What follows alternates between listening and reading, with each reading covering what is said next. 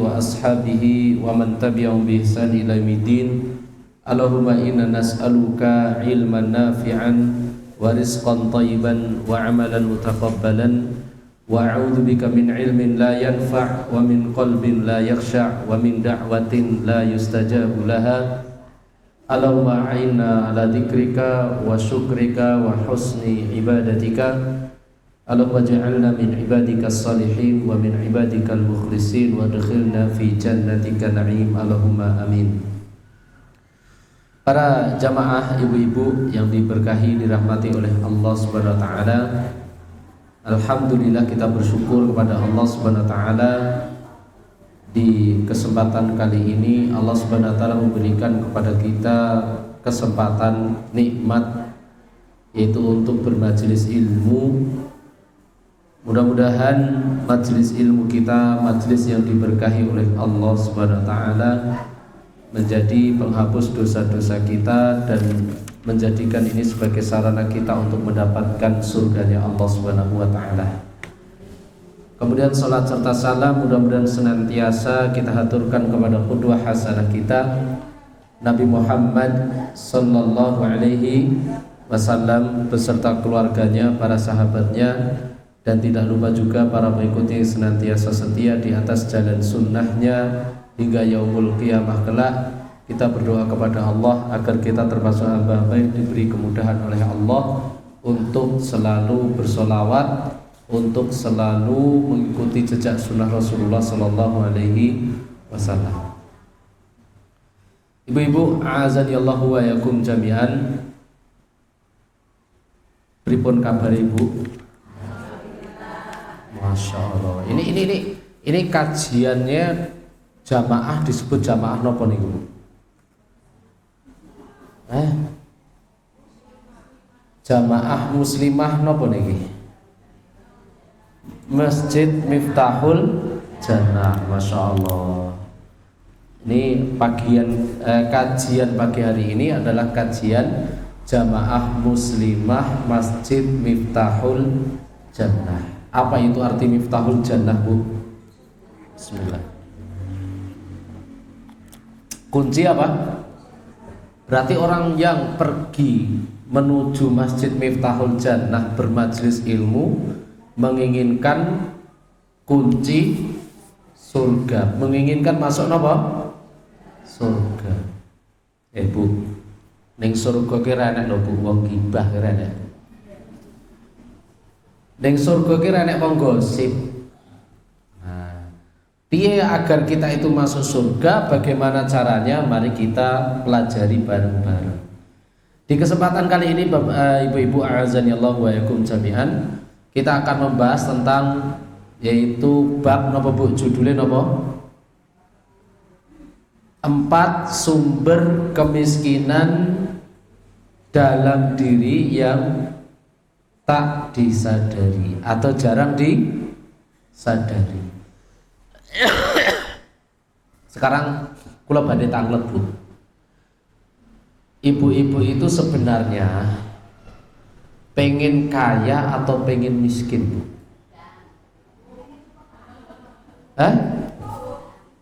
Pengen sedang, pengen cukup, atau pengen miskin, Bu? Cukup walaupun sehari 1 miliar itu. Bukan cukup, itu berlebihan itu Bu namanya, Bu. Kita pengen apa, Bu? Cukup, kaya, atau miskin? Tapi Rasulullah SAW itu berdoa itu hidupnya pengen miskin, Bu. Lihat doanya Nabi, Bu. Rasul SAW dikau, Allahumma ahyini miskinan wa amitni miskinan wahsyurli ma'azumratil masakin. Artinya apa, Bu? Ya Allah, hidupkan aku dalam kondisi miskin, wafatkan aku dalam kondisi miskin, dan kumpulkan aku bersama orang-orang si miskin. Ayo diaminkan. Wow, ya pengen miskin bener ini berarti. Iki piye to, Bu? Sampai ini pengen kaya apa pengen miskin? Tapi Yang pengen lihat kajiannya boleh dicek di channel YouTube, ini live disiarkan langsung di channel YouTube ABS Dakwah Channel. Nah, yang bawa HP boleh. Saya pengen ngerti gambarnya bisa dicek di ABS Dakwah Channel live langsung. Di-share Bu, jangan lupa bagikan biar orang-orang yang lain juga menyaksikan dan kita mendapatkan pahala jariah. Bismillah. Sekali lagi di ABS Dakwah Channel. Baik, ibu-ibu azanillahu wa yakum dan para jamaah semuanya. Sekali lagi, jadi kita membahas perkara yang sangat penting, yaitu 4 sumber kemiskinan dari dalam diri yang tak disadari. Dan kita katakan tadi, setiap manusia tabiinya, siapapun dia itu pengen secara hukum asal manusia itu dari sisi miskin dan kaya pasti semuanya pengen menginginkan apa? Kaya. Ini secara hukum asal Bu. Secara hukum asal, nggak dia itu pejabat, nggak dia itu rakyat, nggak dia itu santri atau nggak dia itu kiai, yang mana yang namanya kekayaan pasti semua menginginkan. Namun para jamaah azanillahu wa yakum jami'an, sudut pandang kaya itu ada beberapa tinjauan. Pertama, kekayaan dan miskin itu siapa yang meninjau, siapa yang memandang. Gitu. Antara pandangan Islam dengan pandangan manusia tentu berbeda. Manusia banyak mengukur kekayaan itu, ukurannya adalah dengan harta atau finansial atau kekayaan, ya kebutuhan-kebutuhan yang dia inginkan. Ini kebanyakan manusia. Adapun Islam tidak seperti itu Bu. Islam kalau dari sisi finansial kaya, Islam tidak melarang Bu. Tidak melarang kita itu menjadi orang kaya, itu tidak dilarang. Bahkan dipersilahkan. Bahkan kalau kita itu pengen menyempurnakan seluruh ibadah, misal saja rukun Islam Bu. Rukun Islam itu kalau kita pengen sempurna butuh harta atau tidak? Sangat butuh harta. Kita pengen pergi umroh, kita pengen pergi haji, kita pengen bersedekah, kita pengen zakat. Butuh tidak yang namanya harta? Sangat butuh. Dan kekayaan dari sisi finansial seperti ini, dari sisi harta adalah kekayaan yang lumrah. Dan kekayaan setiap orang itu punya pandangan berbeda-beda, bahkan ukuran saja berbeda-beda. Ada orang yang mengatakan saya itu kaya kalau saya punya uang 1 juta. Ada orang mengatakan saya itu kaya kalau saya itu punya uang 100 juta. Bahkan ada orang yang mengaku dirinya kaya kalau standar uang saya 1 miliar dan seterusnya. Namun para jamaah azanillahu wa yakum jami'an, sekali lagi, kekayaan itu ada yang sifatnya hakiki dan ghairu hakiki, yaitu kekayaan yang hakiki atau kekayaan yang bisa dikatakan syar'i, atau kekayaan yang ghairu syar'i, yang tidak hakiki. Maka kalau kita memandang hadis-hadis Nabi alaihi salatu wasallam, ketika Rasulullah sallallahu alaihi wasallam berbicara tentang kaya dan miskin, Rasulullah SAW selalu mengaitkan kaya dan miskin itu dengan itu sumber awal kebahagiaan manusia, yaitu apa Pak Bu? Yaitu apa? Hati. Yaitu apa? Hati. Iya, Rasulullah SAW mengukur kaya dan miskin dari seseorang itu hati. Bukan masalah bab finansial harta yang dia punya, tidak. Rasul alaihi salatu wasallam pernah bersabda melalui hadis yang dibawakan oleh Abu Hurairah radhiyallahu taala anhu. Bismillah. Rasul pernah mengatakan, laisal ghina an kasratil 'arad walakinnal ghina ghinan nafs. Pertama, ini hadis dari Abu Hurairah, Bu. Awas, nanti saya akan menyediakan door prize loh. Awas, saya nggak ngerti, saya nggak hafal, pokoknya tak sumpahi tenan, tak sumpahi masuk surga. Berarti rasa ngerti kabeh baik. Pertama, Bu, ini poin pertama nggih, yaitu kaya yang hakiki menurut Islam itu apa, gitu loh. Apakah Islam itu mengukur kekayaan itu dari sisi harta dan finansial? Ternyata apa tadi? Tidak. Islam mengukur kekayaan itu dari apa tadi? Hati. Berdasarkan hadis Nabi Muhammad SAW pernah bersabda melalui hadis yang dibawakan oleh Abu Hurairah. Beliau pernah mengatakan, laisal ghina an kasratil arad, walakinnal ghina ghinan nafs. Kata baginda Nabi, bukan dikatakan orang kaya ketika dia memiliki banyak harta, akan tetapi orang dikatakan kaya kalau dia itu apa tadi? Memiliki kaya jiwa. Yaitu kaya jiwa. Kaya jiwa. Kaya jiwa itu maknanya apa, Pak? Maknanya adalah dia satu qanaah, merasa cukup terhadap ketetapan Allah Subhanahu wa taala. Dan orang yang memiliki kekayaan jiwa, dia adalah orang yang paling berbahagia. Mas, ada tisu. Tisu. Adalah orang bahagia.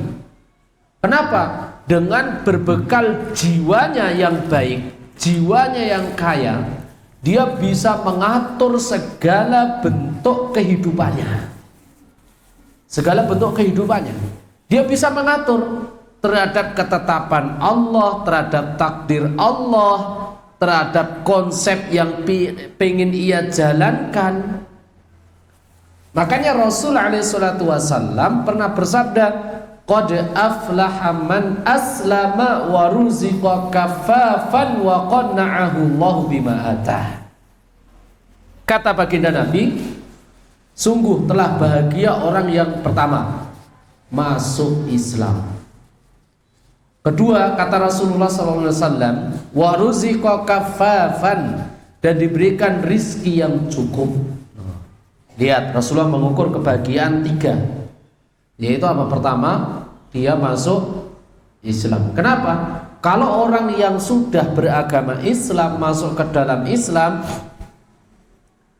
dia sudah barang tentu baginya surga. Kenapa? Karena dia menganut agama yang Allah Subhanahu wa taala inginkan. Kemudian yang kedua, kata Rasulullah, wa ruziqa kafafan, dan dia diberikan rizki yang cukup. Cukup ukuran di sini adalah sesuai dengan kebutuhannya. Bukan cukup itu adalah yes aku tak nerima wae semene, belum tentu. Terkadang ada orang tahu bahasa Jawa itu apa? Nerima ing pandum. Ada orang nggak punya prinsip seperti ini? Ada betul Bu? Sampean nggak prinsipnya seperti ini toh? Nerima ing pandum. Padahal dirinya itu kurang. Wes sepiro-piro tak tompo lele, hasilnya yogur semene. Lihat, dia menerima, tetapi lihat ngeluh kan? Wes sepiro-piro tak tompo. Ono diukur semini. Lihat, dia tidak ridho dengan bahasanya. Menerima pun menerima terpaksa. Maknanya cukup adalah cukup sesuai dengan ukuran syar'i. Diwaruziqa kafafan. Yang ketiga, kata Rasulullah, adalah wa qanna'ahu Allahu bima atah. Dia diberikan qanaah oleh Allah Subhanahu wa taala dengan apa yang Allah Subhanahu wa taala bagi untuk dia. Qanaah.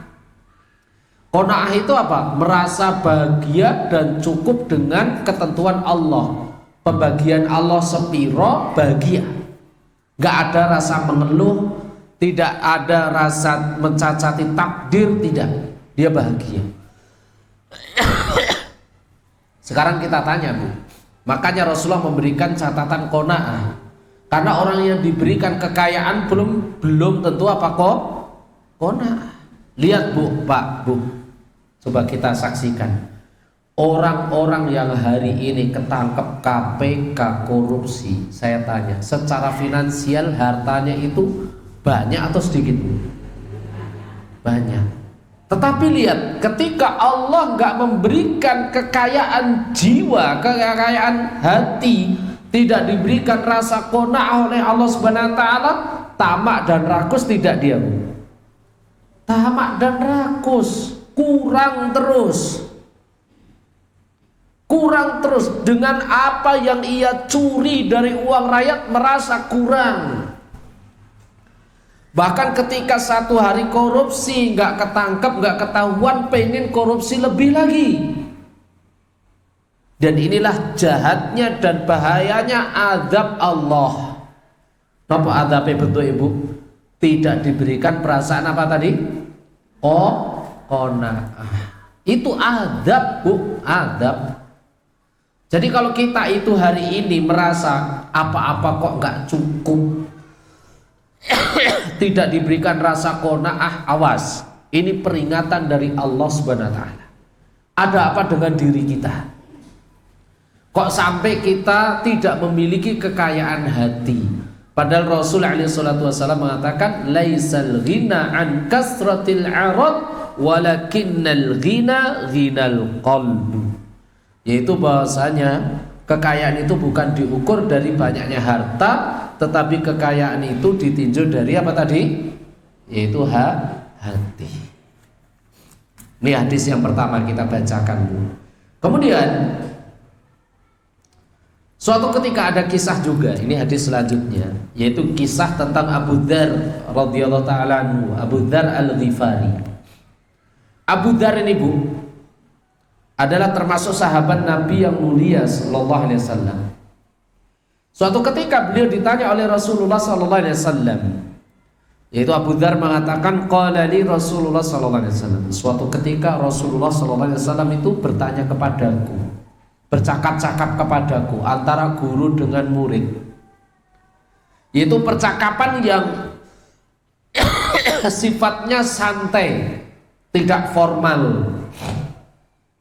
Dan kalau kita memiliki profesi, Bu, profesi jadi guru, yaitu profesi sebagai pengajar, atau kita itu seorang pendidik anak, kan tentunya kita memiliki anak atau Bu, gitu kan? Baik anak itu sudah gede, baik itu anak itu masih kecil, atau anaknya mertua, gitu kan? Biasakan berbicara, ngajak komunikasi dari hati ke hati, yaitu pendekatan emosional. Seperti Rasulullah sering, Bu, Rasulullah itu memperingatkan sahabatnya itu terkadang tidak di kelas majelis ilmu, tidak. Terkadang kalau memperingatkan para sahabat itu memang terkadang pendekatan emosionalnya bagus Rasulullah itu. Maka Rasulullah itu bapaknya para guru itu benar, bapaknya para pendidik itu benar. Dan Rasulullah ketika mendidik orang itu menginginkan orang itu lebih baik. Contoh, ini keluar dari pembahasan Abu Dzar. Rasulullah itu suatu ketika pengen mendakwai sahabat bernama Imran bin Husain.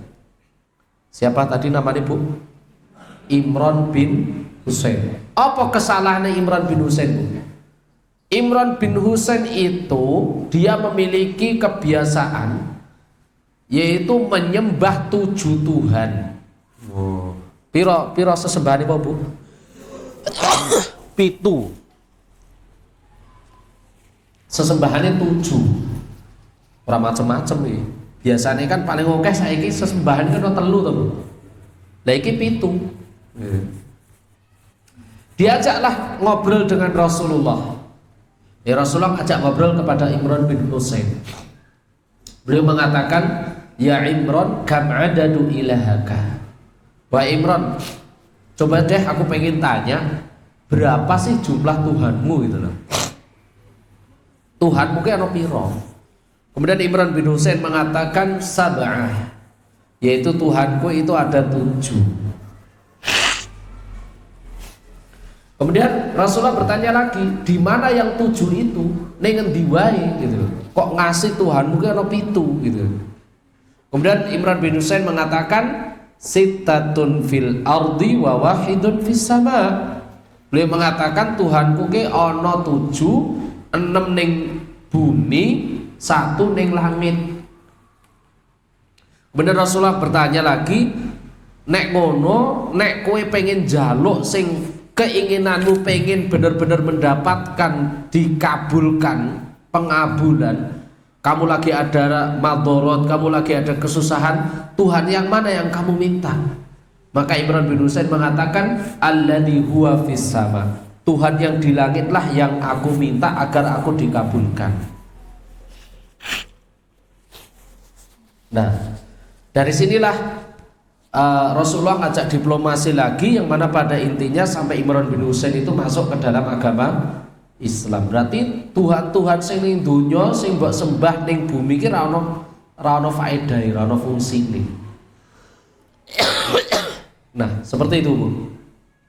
Termasuk Abu Dzar Al-Ghifari radhiyallahu taala anhu pernah ditanya oleh Rasulullah, "Ya Abu Dzar, atara kasratal mal huwal ghina?" Wahai Abu Dzar, apakah engkau menyangka orang yang banyak harta itu dia kaya? Itu orang kaya. Maka Abu Dzar mengatakan, qultu na'am ya Rasulullah. Betul ya Rasulullah, orang yang kaya adalah orang yang banyak apa? Hartanya. Kemudian wa tara qillatal mal huwal faqr. Kemudian Rasulullah bertanya lagi, apakah engkau menyangka orang yang sedikit harta dia itu fakir, miskin? Maka Abu Dzar mengatakan, na'am ya Rasulullah. Betul ya Rasulullah. Maka Rasulullah mengatakan, innamal ghina ghinal qalb wal faqru faqrul qalb. Hadis ini diriwayatkan oleh Ibnu Hibban. Bahasanya Rasulullah bertanya, mengatakan, ketahuilah wahai Abu Dzar, sesungguhnya kaya yang hakiki adalah kaya hati, dan miskin yang sebenarnya hakiki adalah miskin hati. Dan itu terbukti Pak Bu, terbukti sangat. Kalau kita bicara loyalitas, loyal ini apa Bu? Loyal itu ya bisa diartikan mudah memberi, respect, mudah nolong. Terkadang kita dapati justru orang yang tidak punya itu lebih respect daripada orang yang punya. Leres napa mboten Bu? Leres. Awake dhewe duwe dulur sing ora duwe, contone dulur lah kandung. Terkadang dulur sing ora duwe kuwi justru dia lebih respect terhadap kebutuhan kita, terhadap kesusahan kita daripada saudara-saudara yang kaya. Terkadang ada saudara yang kaya, dia tidak respect terhadap kebutuhan kita, terhadap kesusahan kita. Nah, maka kondisi seperti ini, siapa yang kaya sebenarnya? Yang kaya sebenarnya adalah orang yang apa tadi? Yang respect. Kenapa? Yang miskin tadi, saudara yang tidak punya tadi, kenapa? Dia sebenarnya memiliki kekayaan hati. Nah, ini poin pertama yang kita sampaikan para jamaah azanillahu wa yakum jami'an, sebagai mukadimah tentang bahasanya bagaimana Islam itu memandang kaya dan miskin. Dan Islam standarisasi kaya dan miskin itu bukan dari sisi harta, tetapi kaya dan miskin menurut pandangan Islam itu ditinjau dari apa tadi? Hati. Kalau seandainya yaitu kekayaan itu menjadi jalan kebahagiaan dan dikatakan itu adalah kaya yang hakiki, tentunya Qarun itu pertama kali orang masuk apa? Surga. Kenapa? Dia orang yang kaya. Tapi justru kekayaannya, karena kekayaan yang tidak hakiki, justru menjadikan dia apa? Binasa, masuk ke dalam neraka. Kenapa? Karena hatinya tidak kaya. Lihatlah ketika Qarun didakwai oleh Nabi Musa untuk bersedekah, untuk mengingat Allah Subhanahu wa taala, justru dia mengatakan qala innama utituhu ala ilmin indi. Katakanlah bahwasanya Musa, harta yang aku miliki adalah hasil dari keringat dan jerih payahku. Enggak melibatkan Allah Subhanahu wa taala di sini. Enggak ada andilnya Allah di dalam kekayaanku. Lihat. Kekayaan harta yang dimiliki Qarun justru menutup hatinya, memiskinkan hatinya dari mengingat Allah Subhanahu wa taala, sang pemberi kekayaan dan sang maha kaya. Itu siapa? Allah Subhanahu wa taala. Sehingga menyebabkan Qarun diazab oleh Allah Subhanahu wa taala. Nah, para jamaah azanillahu wa iyyakum jami'an, inilah kaya dan miskin, itu secara gambaran mudahnya menurut Islam. Dan mari kita pelajari apa sumber kemiskinan, gitu kan? Dari dalam diri kita, dari diri kita yang kita tidak menyadarinya. Itu 4, kita sebutkan di sini 4 sumber kemiskinan dari dalam diri yang tidak kita sadari. Dikatakan dari dalam diri, berarti itu memang benar-benar dari diri kita. Itu benar-benar apa? Dari diri kita. Maksudnya dari apa yang itu menjadi perangkat di dalam diri kita. Maka di sana 4 ini yang saya maksud adalah, yang pertama adalah mulut, kedua itu adalah tangan, ketiga itu adalah mata, keempat itu adalah hati. Ini 4 sumber kemiskinan ini. 4 sumber kemiskinan, yang mana kemiskinan ini akan menyangkut di dalam masalah kemiskinan hati dan kemiskinan yaitu finansial. Ini sumber kemiskinan. Sumber kemiskinan yang ada pada diri kita, yaitu baik miskin hati ataupun miskin apa tadi? Harta. 4 sumber kemiskinan hati dan kemiskinan harta yang ada pada diri kita yang tak disadari. Ini yang kita bahas pada pertemuan kali ini. Apa 4 tadi, Bu? Pertama apa? Mulut. Kedua apa? Tangan. Ketiga mata. Keempat apa? Hati. Sudah ya? 4 ini ya? Paham ya? Paham 4 ini? Sudah paham 4 ini? Oh, nek sudah paham ya kita akhiri kajian gitu loh, Bu.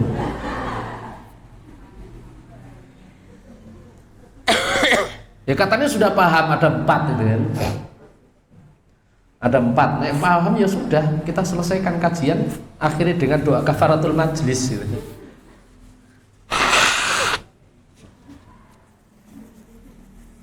Pertama yang akan kita bahas ibu-ibu adalah masalah bab mulut.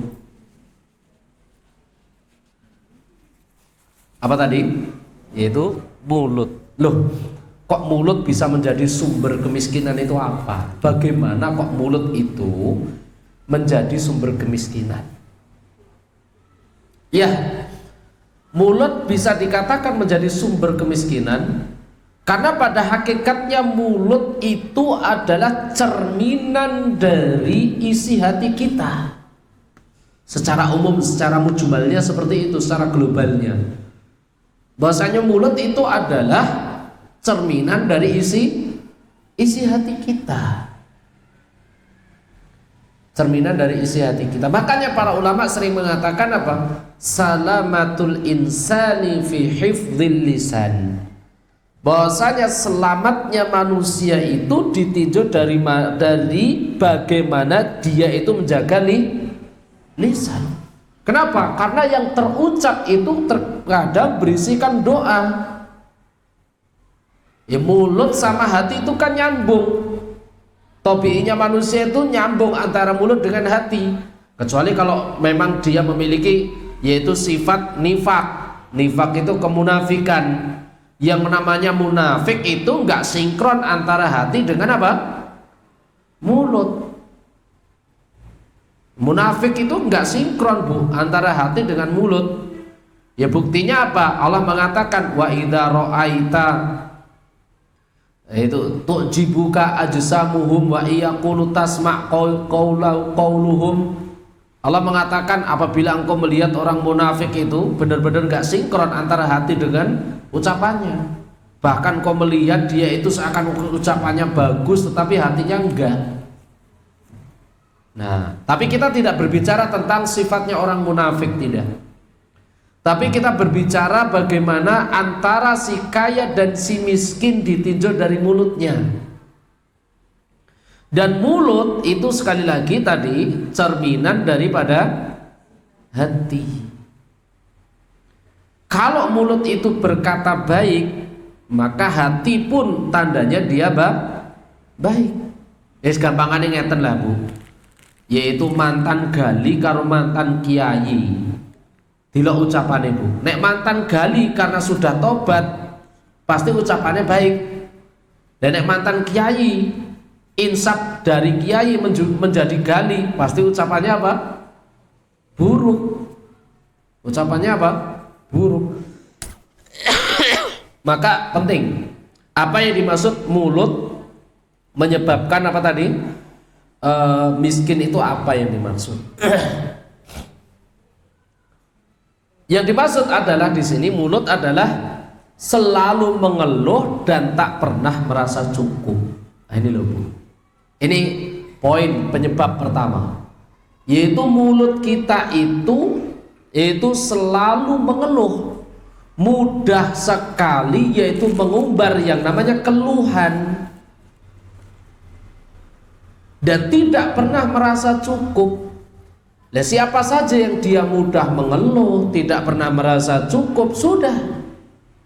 Ini menjadi poin penyebab utama kemiskinan seseorang. Nah, sekarang saya tanya ini ibu-ibu, saya pengen ngetes nih jamaah masjid apa ini namanya? Miftahul Jannah nih. Saya pengen ngecek ini, ngetes bener. Siapa yang jujur, siapa yang dusta dari mulutnya gitu. Sekarang saya tanya Bu, sering apa tidak ibu-ibu ini mengeluh? Waduh, bubar.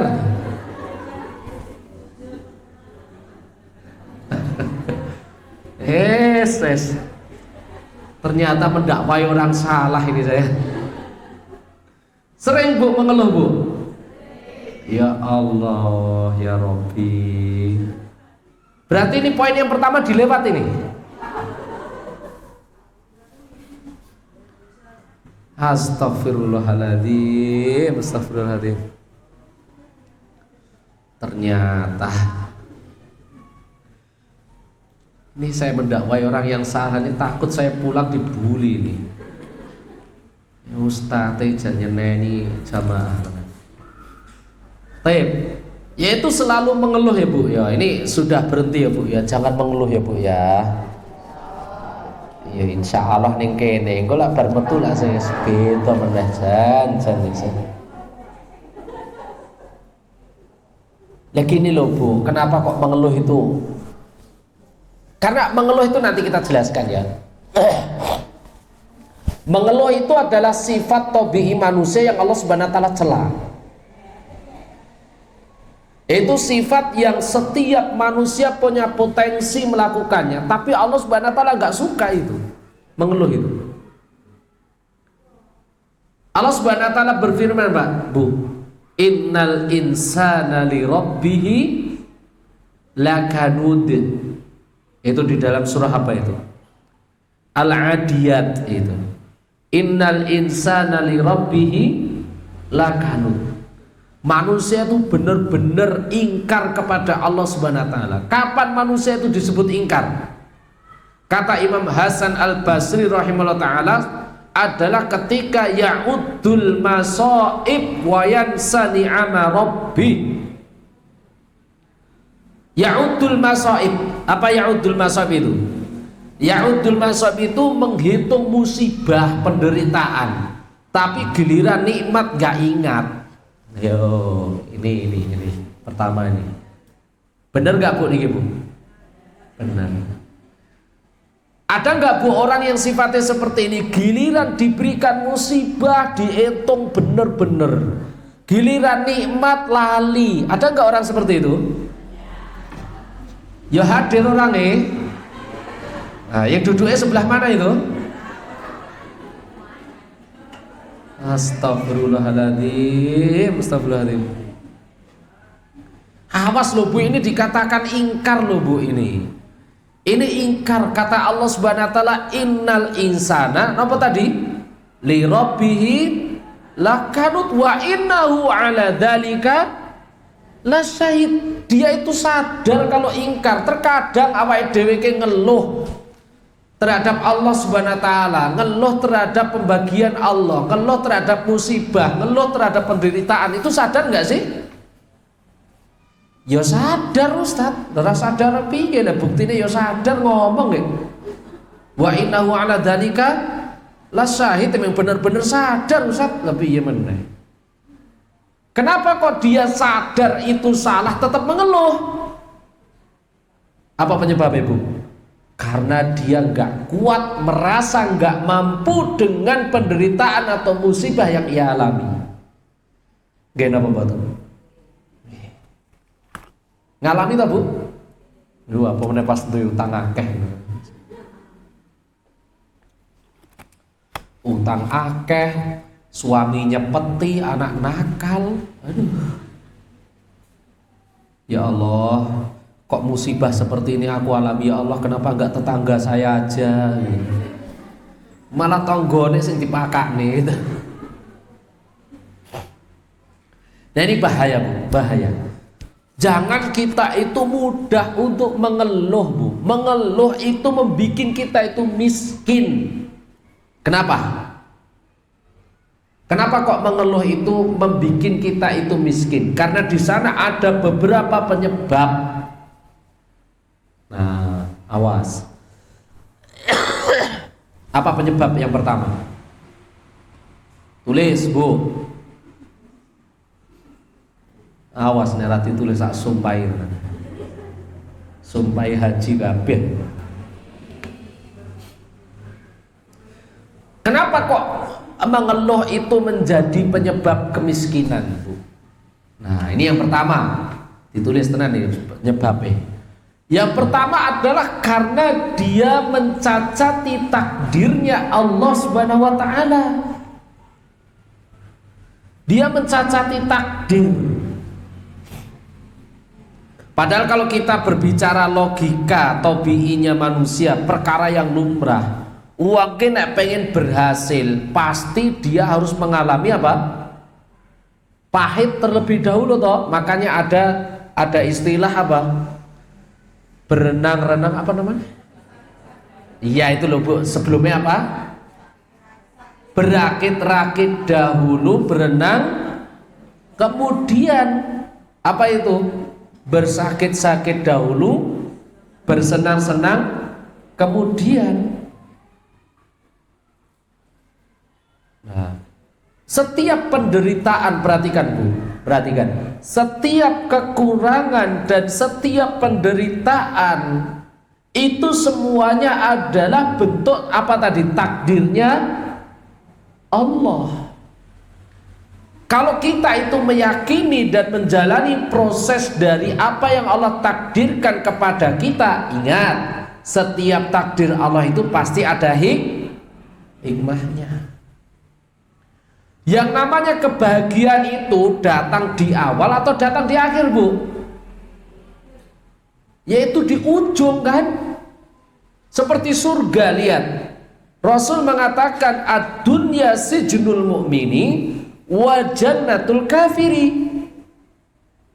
Dunia itu adalah penjaranya orang beriman dan surganya orang kafir. Maknanya penjaranya orang beriman. Kenapa? Karena surga nanti benar-benar miliknya orang beriman dan neraka nanti adalah miliknya orang kafir. Makanya hidup di dunia Bu, ya harus siap-siap yang namanya menghadapi gelombang 1, penderitaan, 2 kekurangan. Ini untuk orang yang beriman loh Bu, untuk orang yang beriman. Makanya Allah menetapkan rukun iman itu ada 6. Rukun yang terakhir apa? Antu'mina bil qadari khairihi wa syarrihi.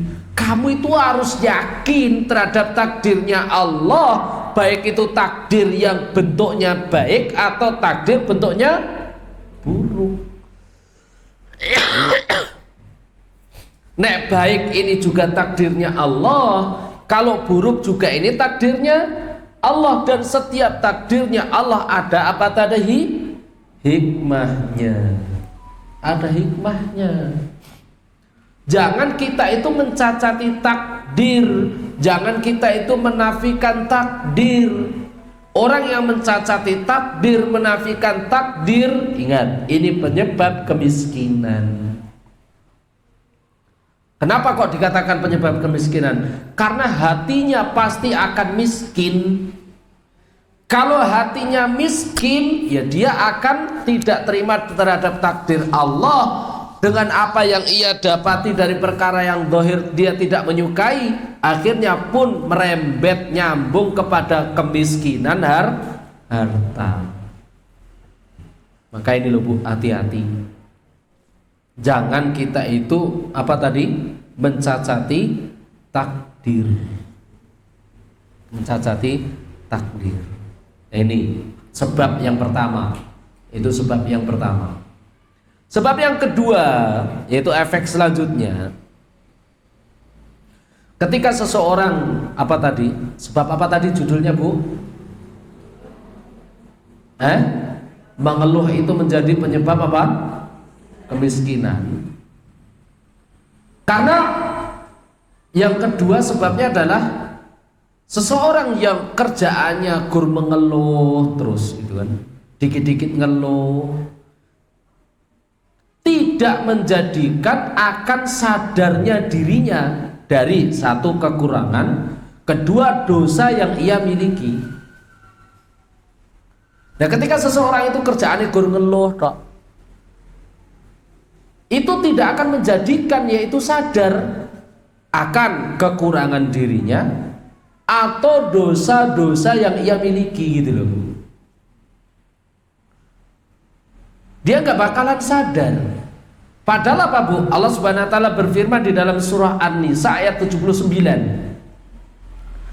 tentang apa yang menimpa kepada diri kita, itu sebenarnya sumbernya juga diri kita juga. Contoh, kalau kita sakit, miskin, kurang dan selanjutnya, Allah Subhanahu wa taala mengatakan, "Wa ma asabaka min sayyi'atin famin nafsik." Kata Allah, tidaklah sesuatu yang menimpa untuk dirimu dari keburukan-keburukan yang engkau alami, kecuali itu dari dirimu sendiri. Dan di dalam ayat lain Allah berfirman, "Wa ma asabakum min musibatin fabima kasabat aydikum." Dan tidaklah Allah Subhanahu wa taala menimpakan musibah kepadamu kecuali itu karena ulahmu sendiri. Sehingga apa? Kalau seseorang mendapati kesempitan, kekurangan, penderitaan, kok dia malah mengeluh, nah justru inilah yang akan menjadikan kita itu benar-benar miskin. Benar-benar miskin. Sehingga jiwa kita itu Bu, perhatikan, jiwa kita itu akan menolak yang namanya kekayaan, baik kaya hati atau kaya harta. Kenapa? Karena diri kita, hati kita itu sudah berisikan kamus, yaitu keluhan. Dan kamus keluhan itu miliknya si miskin tadi. Maka seseorang ketika mendapati kelemahan, yaitu mendapati dirinya itu kurang, mendapati dirinya itu sempit dan seterusnya, kayakan jiwa kita Bu. Jiwa kita jadikan jiwa yang kaya. Dan selanjutnya tadi tidak akan sadar terhadap dosa yang ia miliki. Itu dosa yang ia kerjakan. Dan kita katakan tadi Bu, segala bentuk apapun musibah, kekurangan dan seterusnya itu disebabkan karena dosa. Dosa itu punya dampak, punya efek, Bu. Dosa itu punya dampak dan punya efek.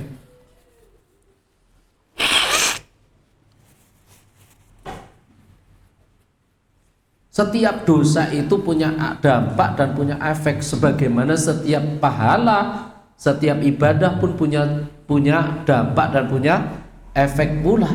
Maka dosa pun juga sama.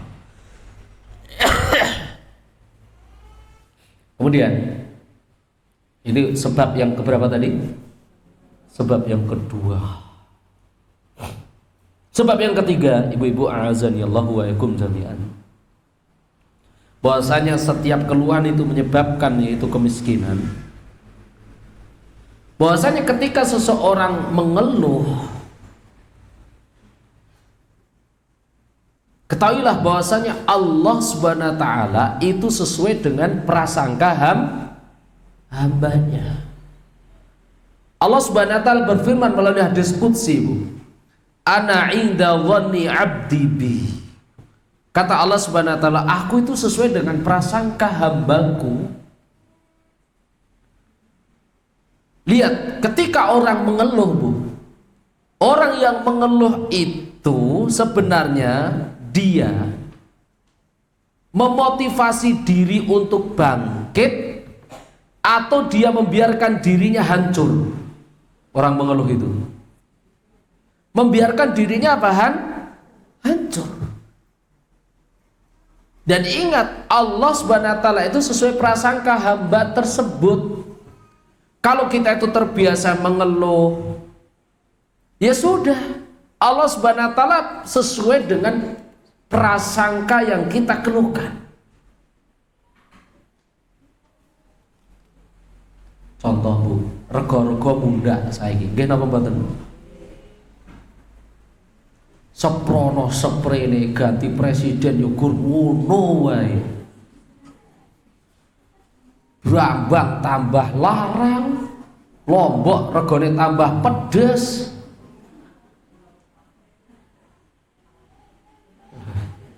Lihat, Bu. Terus ngono ngadu karo Allah, ya Allah. Kayak ngomong sisan, dosa apa ya Allah aku ki. Lihat, dia nggak sadar terhadap dosanya, sehingga tidak menjadikan dirinya itu bermental kaya gitu loh, Bu. Dia nggak punya mental kaya, mental bagaimana Allah Subhanahu wa taala mencukupi saya. Padahal Allah Subhanahu wa taala itu menimpakan musibah sesuai dengan kemampuan. Kalau sekarang rego munda apa-apa larang, ya berarti Allah Subhanahu wa taala sebenarnya itu pengen meningkatkan level kita gitu loh, Bu. Kita itu levelnya pengen dinaikkan. Ojo ning ngisor terus. Nek sampean gur ngeluh ya wis sampean ning ngisor terus. Betul ya, Bu. Nah, ini sebabnya. Ini sebab yang keberapa tadi? 3. Yang keempat, orang yang kerjaannya mengeluh, Bu, dan tidak mau merubahnya, tidak mau bertekad untuk merubah dari mental mengeluh, maka dia tidak akan pernah merasakan, satu, manisnya iman, kedua, manisnya takdir, ketiga, tidak pernah merasakan kecukupan, keempat, tidak pernah merasakan yang namanya perjuangan. Apa mau? Lali toh.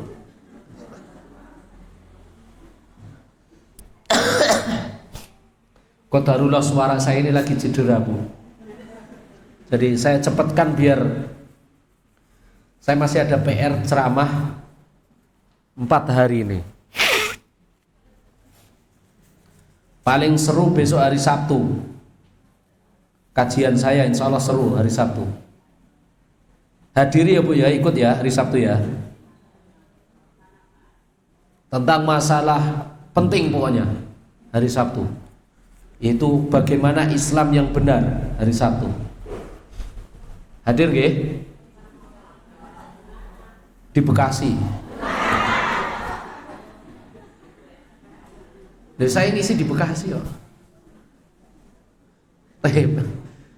Apa sebab yang keempat tadi? Jika seseorang itu mengeluh, pasti dia tidak akan pernah satu merasakan apa tadi? Manisnya iman. Kedua, manisnya takdir Allah Subhanahu wa taala. Ketiga, tidak pernah merasakan kecukupan. Keempat, tidak pernah merasakan manisnya perjuangan. Itu 4 poin ini. Dia tidak pernah merasakan itu, Bu. Manisnya iman. Kenapa? Karena iman itu harus dirajut. Iman itu benar-benar harus dimanage dari dalam hati. Kalau seseorang kerjaannya mengeluh, dia tidak akan pernah merasakan manisnya iman. Dan manisnya iman itu kita bisa dapatkan ketika kita diuji. Ketika kita diuji, kita akan, ketika kita tidak mengeluh, kemudian ketika kita diuji, kita benar-benar bisa menjalani proses ujian perjuangan tersebut, kita akan mendapatkan yang namanya manisnya iman. Makanya Rasulullah pernah mengatakan seperti ini, Bu. Salasun man kunna fihi wajada bihinna halawatal iman. Ada 3 orang yang ketika ada 3 kondisi ketika seseorang benar-benar yaitu merawat 3 kondisi tersebut, dia akan mendapatkan manisnya iman. Yang pertama kata Rasulullah, an yakunallahu wa rasuluhu ahabba ilaihi mimma siwahuma, yaitu dia benar-benar mendahulukan cintanya kepada Allah dan Rasulnya daripada yang lain. Dan ini berat, Bu. Mendahulukan cinta Allah dan cinta Rasul itu berat. Buktinya apa? Awake dhewe lagi dagang dodolan, jam 12 awan, lagi banyak-banyak pelanggan, terus kita dikumandangkan adzan, piye? Tutup apa lanjut? Lanjut piye? Lah duitnya akeh kok gitu. Nah, sehingga seperti inilah ketika seseorang tidak bisa mendahulukan Allah dan Rasulnya, susah, Bu, dia menjadi orang apa? Kaya. Tidak mendapatkan manisnya iman. Kemudian yang kedua kata Rasulullah, orang yang ingin mendapatkan manisnya iman itu adalah yaitu an yuhibbal mar'a la yuhibbuhu illa lillah. Mencintai seseorang itu karena Allah, bukan karena hartanya. Mencintai orang itu karena Allah, karena solehnya dia, rajinnya dia ibadah kepada Allah, bukan karena tendensi-tendensi yang lain. Berat atau susah? Buktekne mawon, Bu. Awake dhewe nek anggere mencintai seseorang karena orang tersebut wong sugih, oh, cintane piye, Bu, kita, Bu? Bener-bener kita itu seakan-akan gedibal di bawahnya dia, Bu. Yes, ngene wae, Bu. Awake dhewe nek duwe hajatan mantenan lah, gitu kan. Antara wong sugih dan orang yang miskin ketika datang, mana yang kita muliakan, Bu? Wong sugih. Anggere wong sugih teko langsung jempolin nunjuk-nunjuk, monggo Pak, monggo Pak. Tengah jeng, Pak, tengah jeng. Mriko lho kursine teng mriko gitu kan. Tengah jeng, Pak. Apa teng mandang. Giliran tanggane dhewe wong ora duwe melu hajatan, Bu. Alah lah, kowe mau diundang ora le? Langsung wis ngono kono golek ning tritisan kono, ning tritisan. Subhanallah. Ini berat loh, Bu. Memanage hati itu berat. Demikian juga kalau kita berteman, Bu, berteman karo wong sugih, Masya Allah. Esok-esok wis disapa langsungan. Sobakul khairi. Wah, salam langsung assalamualaikum warahmatullahi wabarakatuh. Jazakumullah khairan katsiran. Anggere ngekaki apa-apa. Anggere wong miskin sing ngekaki. Wis sun yo, Lek. Cukup ngono ya, Pak. Subhanallah. Itu ya ada ya, Bu, orang seperti itu, Bu. Ya teko wong ya anu ya. Tunjuk, Bu, sing ndi, Bu. Subhanallah. Dia tidak pernah merasakan manisnya iman. Yang kedua, manisnya takdir. Kenapa Rasulullah SAW dan para sahabat itu, Bu, ketika mendapatkan yaitu hadiah dari Allah Fathu Mekah, sangat bahagia dan sangat senang, dan bentuk kebahagiaan Rasul diaplikasikan dengan sholat. Kenapa? Karena prosesnya panjang. Rasulullah ditakdirkan pertama dakwah Islam dihina, Rasulullah dihina miskin, Rasulullah dilempari batu, Rasulullah subhanallah. Lihat orang-orang kaya hari ini toh Bu. Coba kalau kita punya orang kaya Bu, lihat orang yang kaya berhasil. Lihat ketika dia menikmati kekayaannya Bu, lihat prosesnya berat atau ringan, panjang atau sebentar. Panjang, terkadang ceritanya didramatisir toh Bu. Wah Mas, aku ke iso sugih kaya ngene Mas. Biyen aku pertama dodolan ke mikul Mas. Mikul kemudian dihina wong kono kene ora duwe apa-apa dan seterusnya. Ngasih ngedol lemah, ngasih bla bla bla bla bla. Ceritanya panjang. Giliran kaya gorong tahun, prosesnya 45 tahun, menikmati kekayaan 2 tahun, 3 tahun selanjutnya mati. Ya ana to Bu. Nah, kemudian orang yang mengeluh tadi tidak merasakan kecukupan. Sekalipun dia punya kaya, kalau dia ngeluh nggak pernah cukup, Bu. Nggak pernah cukup. Baik. Ini alasan yang selanjutnya. Kemudian alasan selanjutnya para jamaah azanillahu wa iyyakum jami'an. Orang yang mengeluh, kenapa kok dikatakan miskin? Karena alasannya adalah bahwasanya keluhan itu tidak pernah menyelesaikan masalahnya. Allah Subhanahu wa taala tidak akan memberikan pertolongan kepada orang yang mengeluh, makanya masalahnya tidak pernah selesai.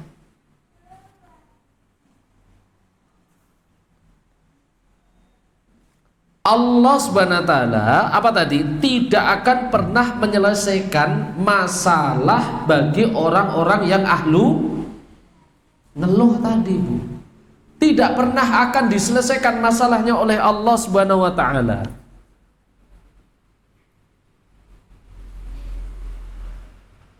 Nah ini bahaya, Bu. Bahaya. Itu seseorang yang kerjaannya ngeluh, tidak pernah akan diselesaikan urusannya oleh Allah Subhanahu wa taala.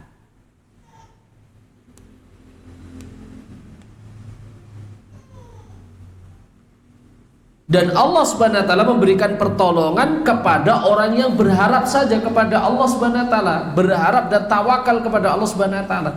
Dan pada hakikatnya orang yang mengeluh adalah tidak bisa bertawakal kepada Allah Subhanahu wa taala. Kenapa? Karena dasar orang yang mengeluh tadi di awal, apa itu? Mencacati takdir. Mencacati takdir. Orang yang mencacati takdir gak mungkin tawakal kepada Allah Subhanahu wa taala. Maka dari itu dia tidak akan pernah diselesaikan masalahnya oleh Allah. Padahal Allah berfirman, "Wa may yatawakkal 'alallahi fahuwa hasbuh." Barang siapa yang bertawakal, menyandarkan urusannya kepada Allah, Allah yang akan menyelesaikannya. Dan cara Allah Subhanahu wa taala menyelesaikan masalah itu yaitu sesuai dengan kehendak Allah. Terkadang caranya tidak sesuai dengan apa yang kita prediksikan. Kenapa? Ya terserah Allah Subhanahu wa taala bagaimana caranya. Nah ini pentingnya tawakal. Dan mengeluh itu Bu, pada hakikatnya mengeluh itu ada dua jenis, yaitu mengeluh yang terpuji, mengeluh yang diperbolehkan.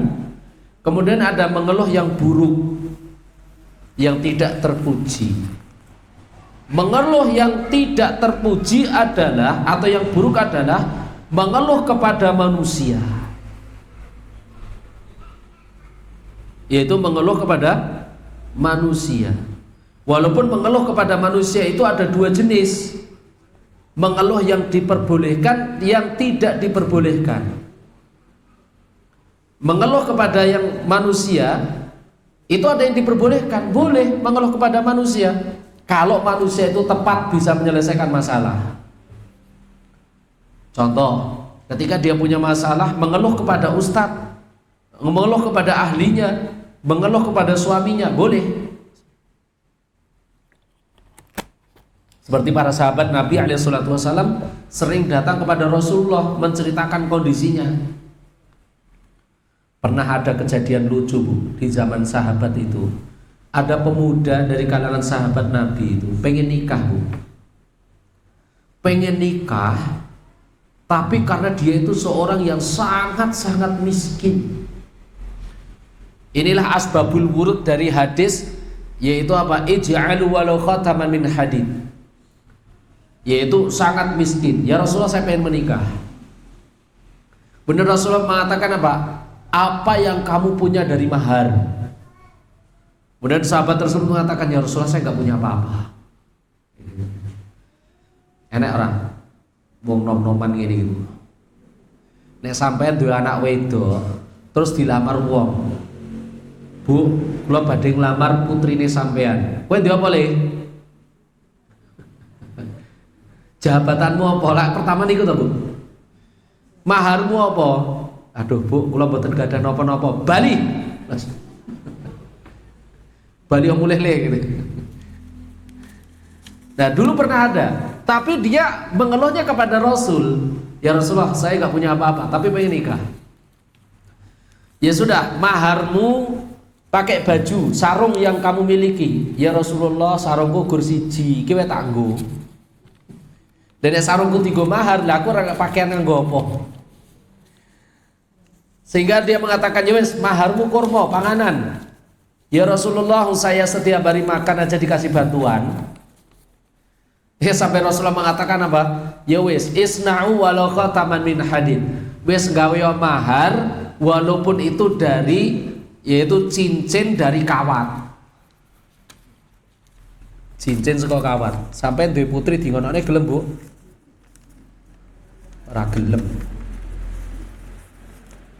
Saka kawat diblundekne, Bu. Baik. Kemudian mengeluh yang terpuji adalah mengeluh kepada Allah Subhanahu wa ta'ala. Ya, ini waktunya sudah selesai, Bu, ya. Ini baru pertama yang dibahas, ya, Bu. Itu aja belum selesai. Pripun iki? Oke, bersambung ya. Jangan ngapunten ini. Ini sudah ada kertas-kertas pertanyaan ini. Ini saya ada kegiatan lain jam 10 soalnya, Bu. Insya Allah nanti disambung di lain waktu ya, Bu, ya. Masya Allah. Kita lanjut ke tanya jawab mawon. Baik, ini ada pertanyaan di kertas. Bagaimana kita pas tidak ada uang? Umpama ada orang menawari apa ini? Menawari, kan ini bukan menarik uang tulisannya kok ini. Utang, bukan juga utang. Enggak, kita bilang enggak punya uang. Apa yang termasuk ngeluh? Sebentar, tadi saya pahami dulu. Bagaimana kita pas tidak ada uang? Seumpama ada orang yang menawari, bukan uang, Bu. Sampai nebak salah lagi.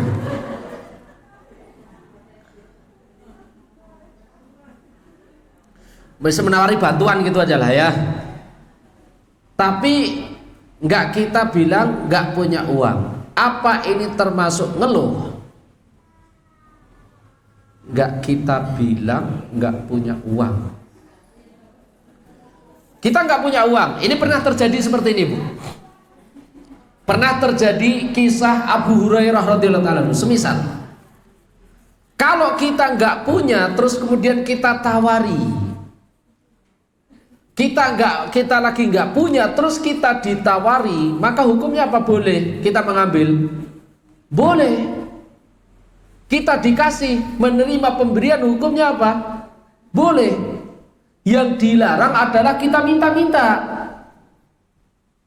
Kalau kita minta-minta dalam bentuk apapun, sorahatan au ghairu sorahatan, nggak boleh. Kenapa? Karena Rasulullah mengatakan, man sa'alan nasa takasuran ba'asallahu yaumal qiyamati wa laysa fi wajhihi busatun min lahmin. Kata Rasulullah, orang yang kerjanya minta-minta nanti kelak di yaumul qiyamah akan dibangkitkan oleh Allah dalam kondisi muka enggak berdaging, tengkorak tok. Makanya jangan suka minta-minta, Bu. minta-minta dalam bentuk sorry, bahasa langsung sorry, ya saya minta dong, atau mohon maaf ngemis, nggak boleh.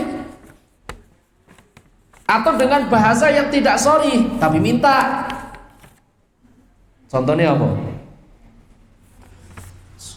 Mentang-mentang panen duren konsone dibagi, giliran aku dilalekne. Padahal dia mengharap. Ini nggak boleh ya Bu ya, nggak boleh. Baik, maka ketika kita dikasih kemudian kita bilang nggak punya uang, maka ini bukan perkara yang mengeluh, ini justru malah berdusta. Kenapa dikatakan berdusta? Ya hakikatnya dia nggak punya uang, terus kita bilang punya uang, benar atau salah? Salah. Nggak punya ya katakan nggak punya. Kayak sampean jujur karo suaminya sampean lho Bu. Saya duit Bu, ora. Aduh. Ngoten ya Bu jawaban Ibu. Astagfirullah, bener Bu.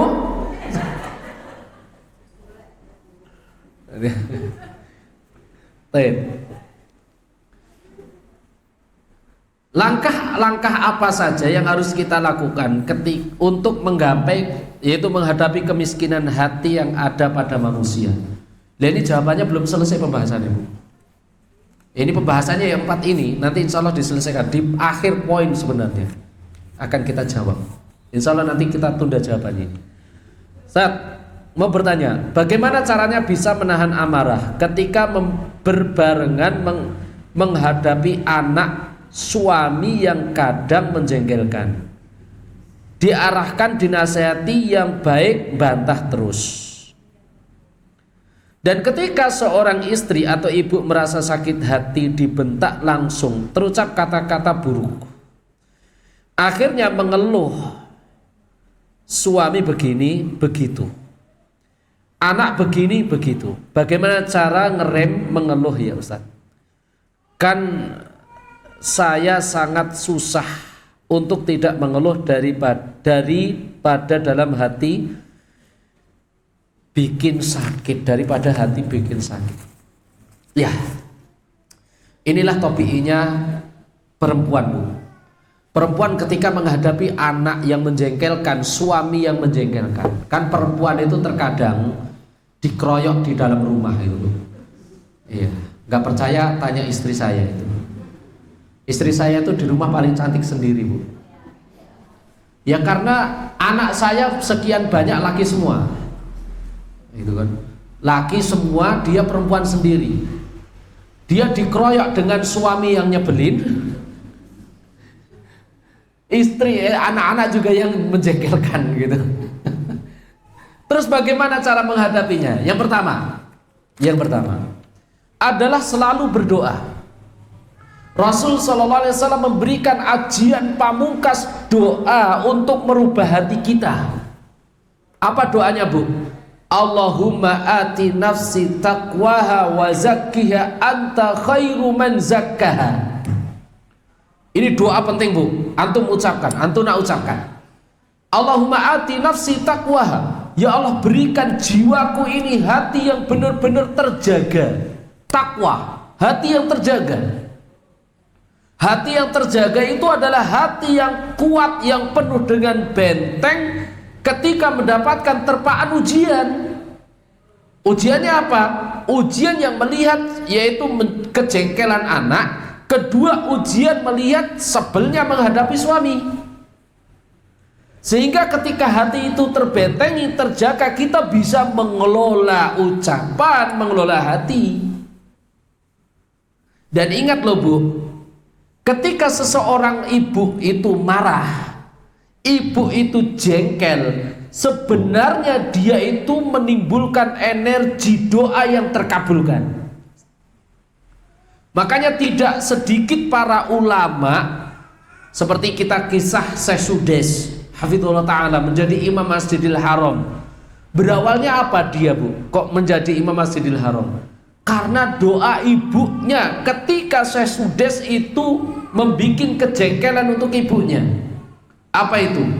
Menaburkan pasir di dalam makanan tamu Itu keluarganya ada tamu, sesudes itu menaburkan pasir di makanan di suguhan tamu. Ibunya jengkel karena ibunya memiliki hati yang takwa. Akhirnya terucaplah doa. Doanya apa? Mudah-mudahan kamu menjadi imam Masjidil Haram, dalam kondisi marah. Akhirnya sekarang terpenuhi kan, dikabulkan kan, menjadi imam Masjidil Haram. Ayo Bu, sakit Bu ngoten Ibu. Nah, awake dhewe kan enggak Bu, terucape apa diasar pecicilan. Anake sapa iki? Lho, anake sampeyan anake sapa? Maka pertama itu hati terlebih dahulu Bu, hati diproses, hati ditakwakan, hati dikuatkan. Dan saya yakin perempuan itu lebih kuat daripada laki dalam masalah ini. Coba nek wong lanang Bu sing ngamuk, apa gebuk, seneni dan seterusnya. Maka ketika kita marah, kalau hati sudah terkelola, pasti ucapannya ucapan yang baik. Lihatlah Rasulullah sejengkel-jengkelnya marahnya Nabi. Rasulullah itu kalau marah apa? Takbir. Ketika ada para sahabat yang meminta dibikinkan kayu danyangan disebut dengan kayu Dzatu Anwat, Rasulullah marah. Marahnya apa? Takbir. Allahu Akbar. Allahu Akbar. Oh gitu Bu. Nah ketika kita marah pun juga seperti itu. Kuatkan hati terlebih dahulu sehingga marahnya kita marah yang punya, yaitu apa? Punya tuntunan syar'i. Kedua, masalah anak Bu. Di antara perkara yang kita lupakan masalah anak itu adalah kita itu jarang mendoakan anak dengan ikhlas. Mendoakan itu tidak harus di waktu sholat Bu. Justru kita mendoakan anak itu di waktu-waktu yang benar-benar dia siap menerima. Contohnya apa Bu? Contohnya doakan dia di samping telinga dia ketika menjelang dia tidur, ketika lamuk-lamuk. Lah orang Indonesia didikannya beda ya Bu. Turu malah diwacane apa? Dongeng ya Bu. Itu adalah waktu yang dimana anak itu akan menyerap Bu, menyerap ucapan ibu, menyerap ucapan orang tua, sehingga diserap, disimpan di dalam hati, akan membentuk menjadi karakter anak tersebut. Doakan ketika menjelang tidur, contoh bangun tidur dimotivasi. Ya terkadang kita itu cuma sekedar mengeluh terhadap perbuatan anak, tapi kita jarang membikin anak itu menjadi baik, memproses anak itu menjadi baik. Kita jarang. Kita cuma sekedar marahi ketika dia buruk, padahal buruknya perlakuan anak kepada kita itu berawal dari hasil kita sendiri. Jarang kita mendampingi dia belajar, mengajarkan bagaimana dia berdoa, mendampingi kepada dia untuk menjadi orang yang berakhlak yang baik, atau mempertemukan dia dengan anak-anak, yaitu pertemanan yang sholih. Ya terkadang awake dhewe lho Bu, anggere wayah surup ngono kae, awake dhewe duwe ingon-ingonan pitik. Sing digoleki pertama sapa Bu? Pitik apa anak? Pitik. Ya wis lah Bu. Pitik surup goleki, anak mbuh ning ngendi? Engko nek anak prinsipnya apa? Alah kalau bali-bali dhewe. Nah ini yang salah Bu. Maknanya apa? Pendampingan emosional kepada anak kita jarang melakukannya, tapi kita selalu menghakimi anak ketika dia salah. Ini yang salah. Ya walaupun pendidikan, masalah pembahasan pendidikan anak ini panjang lebar, tidak kita bahas sekarang, insya Allah nanti dibahas di pertemuan selanjutnya bismillah ta'ala. Mohon maaf sampai di sini apa yang bisa kita sampaikan. Atau ada pengen bertanya langsung satu, monggo. Saya mau ada acara ini Bu, soalnya. Ada pertanyaan langsung? Ini tadi ada door prize nih. Ini bagaimana maksudnya ini? Oh, buku. Untuk dibagikan berapa? Oke, yang tanya tadi siapa Bu? Yang bertanya tadi mendapatkan hadiah Hadiah buku sama pulpen. Masya Allah, hadiah buku sama pulpen. Sama saya dapat dari saya hadiah umroh. Doa. Tak doane umroh. Masya Allah. Tadi ini ada kertas pertanyaan berapa ini tadi? 3 atau 4 tadi? Saya lihat dulu. Berapa tadi? Walah, hilang toh. Oke, ada 3. Mas Amir tolong dimasukin sana. Mas Amir, tolong masukkan ini hadiah. Yang bertanya, Masya Allah. Nih.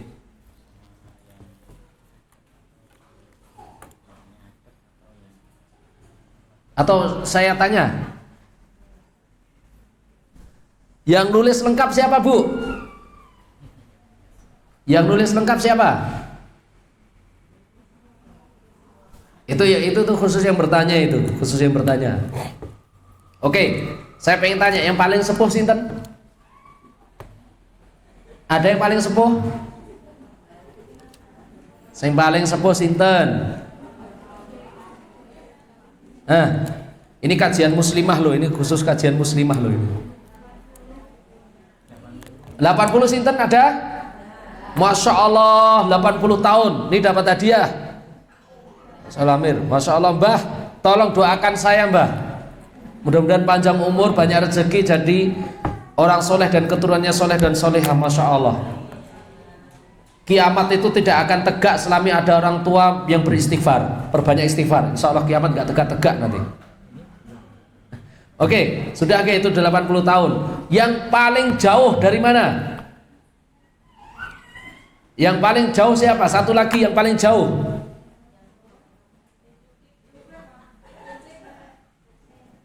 Cuplek City. Ada yang lebih jauh dari Cuplek City?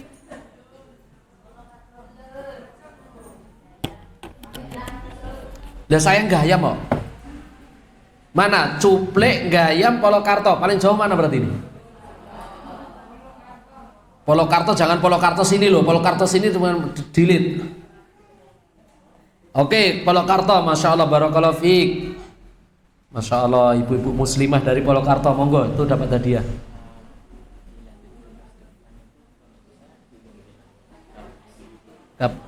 Kamis depan. Kapan? Baik, kata panitia, insya Allah dilanjut Kamis depan, siap Bu? Beneran ini? Oke, jangan lupa bagikan di share Bu channelnya. Lanjut Kamis depan insya Allah. Baru 1 poin itu aja belum selesai. Kan ada 4 poin, 4 penyebab kemiskinan. Dan insya Allah dilanjut di poin selanjutnya Kamis depan insya Allah biidznillah ta'ala. Baik, sampai di sini apa yang bisa kita sampaikan. Mudah-mudahan pertemuan ini pertemuan yang membawa keberkahan dari Allah Subhanahu wa taala. Subhanakallahumma rabbana wa bihamdika asyhadu an la ilaha illa anta astaghfiruka wa atubu ilaik. Assalamualaikum warahmatullahi wabarakatuh.